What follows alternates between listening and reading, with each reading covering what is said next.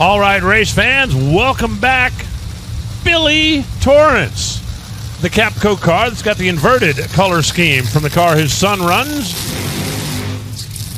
And that is Krista Baldwin. And that did not sound like the normal, typical burnout over there for Krista. Kind of odd. It was very short.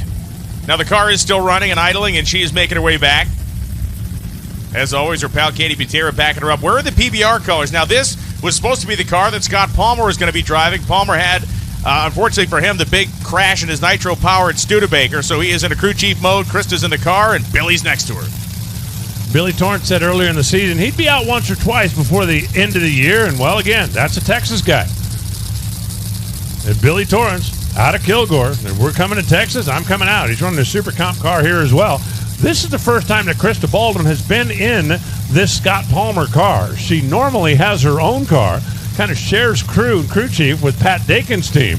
But since Pat Dakin was bringing his car with Texan Spencer Massey driving, they weren't available. Krista had some sponsor help, had some folks that wanted to see her run in Dallas. Scott called, said, I got a car. So here we are. Sometimes it all works out in the end.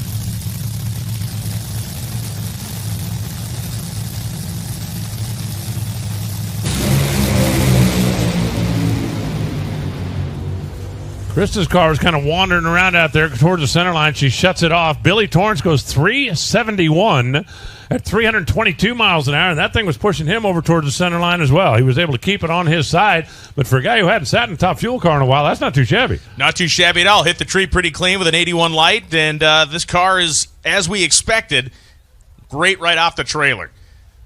So that 371 puts him on the board strongly.